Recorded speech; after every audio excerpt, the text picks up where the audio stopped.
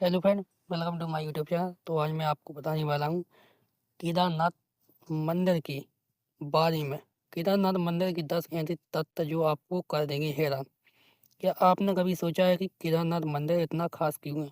हर साल हजारों भक्त आशीर्वाद लेने और इसकी भव्य हवा का अनुभव करने के लिए चुनौतीपूर्ण केदारनाथ यात्रा का पर निकलती हैं।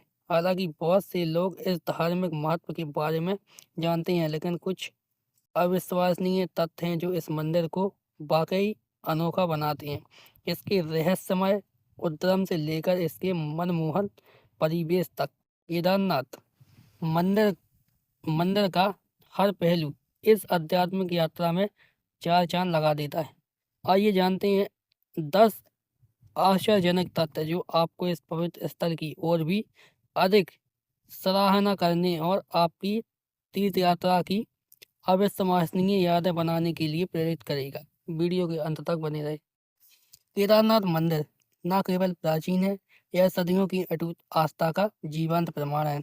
माना जाता है कि इसका निर्माण 1200 वर्ष पूर्व हुआ था और इसकी उत्पत्ति महाकाव्य महाभारत के पौराणिक पांडव भाइयों ने गहराई से जुड़ी हुई है।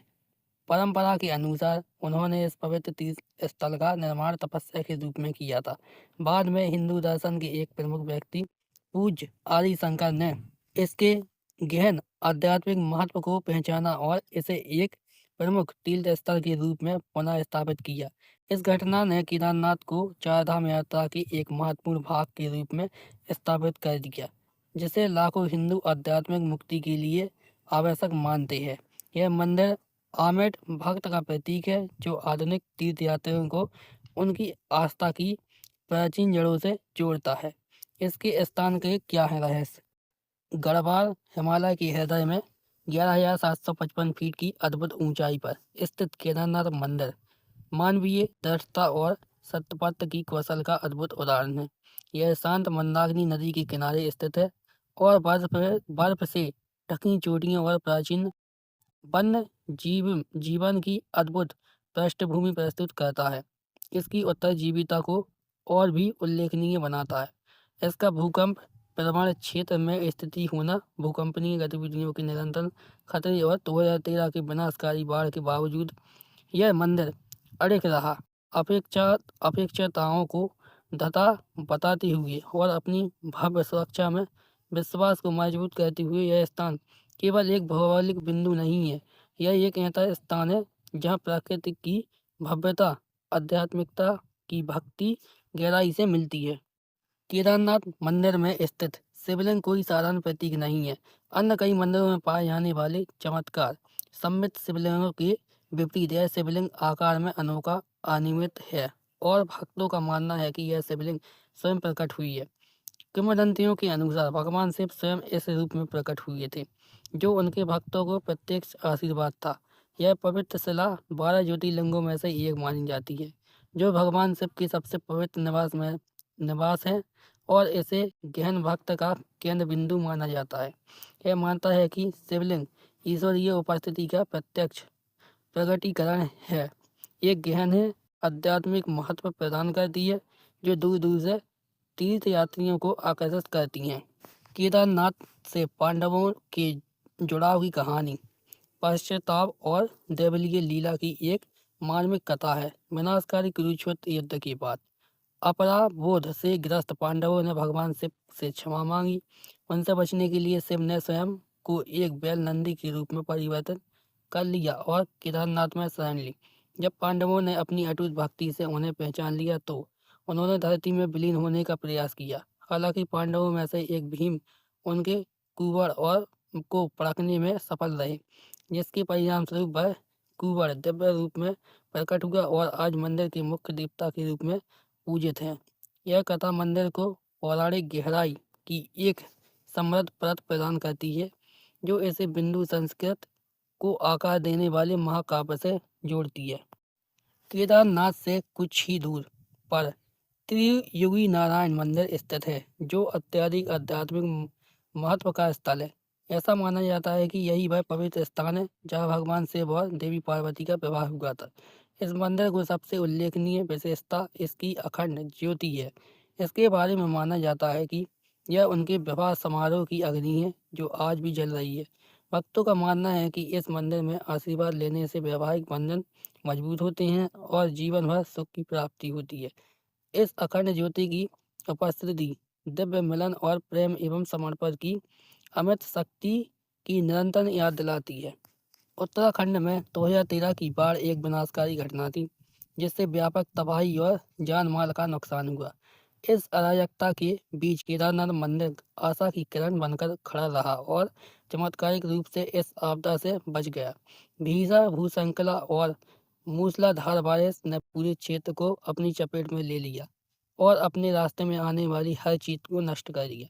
हालांकि एक विशाल शिलाखंड, जिसे अब दिव्य शिला या भीमशिला के रूप में जाना जाता है, बाढ़ के पानी के साथ बहकर मंदिर के ठीक पीछे आकर रुक गया, जिससे प्रचंड जलधारा का प्रवाह रुक गया और मंदिर विनाश सुरक्षित हो गया।